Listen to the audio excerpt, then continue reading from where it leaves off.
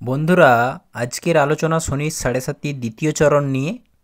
সময় খুব বলবান হয় ও কারো দ্বারা যে কোনো কিছু করাতে পারে। এই জন্য সবসময় আমাদের সময়কে সম্মান করা উচিত। সাড়ে সাতিতে চোট আঘাত সকলকে পেতে হয়, যাতে করে ওই ব্যক্তি জীবনের সঠিক সারমর্মকে বুঝতে পারে। ধৈর্য রাখলে ধর্মের রক্ষা হয়। স্ত্রী মানুষকে সম্মান করলে শনিদেব অতি প্রসন্ন হয়। প্রত্যেক মানুষের জন্য বৈচারিক শুদ্ধতা এবং ব্যবহারিক আচরণ শুদ্ধ হওয়াটা আবশ্যক। যদি ব্যক্তির কর্ম শুদ্ধ হয় এবং ওনার মন সত্যবাদী নির্মল পবিত্র হয়, তো অসম্ভবও সম্ভব হয়ে যায়। সাড়ে সাতির দ্বিতীয় চরণ সবথেকে কষ্টদায়ক ও বেদনাদায়ক হয়। ব্যক্তি আর্থিক ও মানসিক কষ্টতে পড়ে, দুঃখ থেকে বেরানোর পথই খুঁজে পায় না। সম্বন্ধ বিচ্ছেদ হয়ে যায় এবং ব্যক্তি নিতান্তই একলা সময় কাটাতে ইচ্ছুক হয়।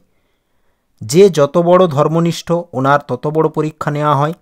যেমন সোনা রেডি হতে গেলে তাপ সহ্য করাটা আবশ্যক। ঈশ্বর বলছেন সাড়ে সাতিতে দুঃখকে বরদান হিসাবে স্বীকৃতি দিন।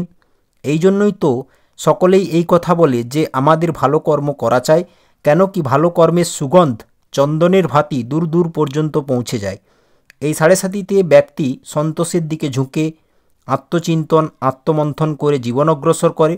আর এই দ্বিতীয় চরণে ব্যক্তি কেমন কর্ম চুজ করে তা দেখার জন্য ভগবান ওনার জীবনে চ্যালেঞ্জ ক্রিয়েট করে দেয়। কারণ দুঃখের সময়ে ব্যক্তি ঘুষ চুরি প্রলোভন এইসব খারাপ কর্মে লিপ্ত হওয়ার ভয় ওনাকে বিভ্রান্ত করে। আর যে ব্যক্তি এই খারাপ কর্মের দলদলে সহজেই ফেঁসে যায়, তো ওনার জীবনের পতনের দ্বার ও স্বয়ং উন্মুক্ত করে ফেলে।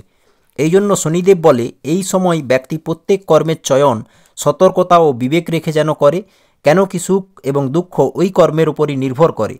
সাড়ে সাতিতে ব্যক্তি ভীষণ দুবিধার মধ্যে পড়ে যায়, যেমন ধর্ম ও অধর্মের মধ্যে চয়ন, ন্যায় ও অন্যায়ের মধ্যে চয়ন, মর্যাদা ও অমর্যাদার চয়ন, এবং জাতক কি চয়ন করে শেষমেশ।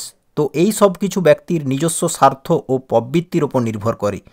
তো এই সব কিছু থেকে ওই ব্যক্তিই বাঁচতে পারে যার কাছে সত্য ও ধর্মপরায়ণতা সব থেকে বড় মনে হয়, এবং ওই ব্যক্তি শনির সাড়ে সাতির একদম শেষে শনিদেবের প্রিয় এবং আদর্শবান হয়ে থাকে। এই জন্য শনিদেব বলে নির্ধনতার থেকে বড় শিক্ষক দুনিয়াতে আর কিছু হয় না। এই জন্য আলস্য ছাড়ুন, পরিশ্রম করার উদ্যোগ রাখুন। সাড়ে সাতির দ্বিতীয় চরণে মোহরূপী আকর্ষণ আবেগ এবং আসক্তির পরীক্ষা নেওয়া হয়। এই সাড়ে সাতিতে সাডেন অর্থ প্রাপ্তিও হয়ে থাকে। এই জন্য ব্যক্তি এই ধনের উপয়োগ কোথায় এবং কিভাবে করে তা অতি গুরুত্বপূর্ণ। সাড়ে সাতিতে এটা ধ্যান রাখা উচিত যে দান দেওয়ার সময় কোন পাত্রে আপনি দান করছেন, কোন জায়গায় কোন বিষয়ে আপনি সহযোগিতার হাত বাড়ালেন, এটি ধ্যান রাখতে হবে। শনির সাড়ে সাতির দ্বিতীয় চরণে কর্মশুদ্ধ ও সাত্ত্বিক হওয়াটা আবশ্যক, কেন কি সাড়ে সাতিতে ভগবান বিভিন্ন কাজের অপরচুনিটি প্রদান করে, যে আপনি এই কর্মের ভূমিকা কিভাবে পালন করবেন তা পরীক্ষা করার জন্য। এটা মাথায় রাখুন, কোনো কর্মই ছোট অথবা বড় হতে পারে না, তাই কর্মকে সম্মান ও পূজনীয় মনে করুন। দম্ভ ও অহংকারকে ঝেড়ে ফেলুন এবং না বুঝে না শুনে যে কোনো প্রতিক্রিয়া দেওয়া থেকে বাঁচতে হবে। সাড়ে সাতিতে ভালো কর্মের ফলেও কিন্তু বিলম্ব লক্ষ্য করা যায় শনির সাড়ে সাতি চলাকালীন। আর এই সাড়ে সাতিতে ঋণের দাবাব বাড়তে থাকে, অর্থাৎ খুব অর্থপ্রাপ্তি কিভাবে সম্ভব, কিভাবে বেশি অর্থ কামাবো, এই প্রেসার বেড়ে যায় মনের মধ্যে। এবং তার থেকেও বড় কথা, জানা চেনা মানুষও শত্রুতাপূর্বক আচরণ করে, মানুষ চিনতে শিখে যায় মানুষ সাড়ে সাতিতে বিশেষ করে।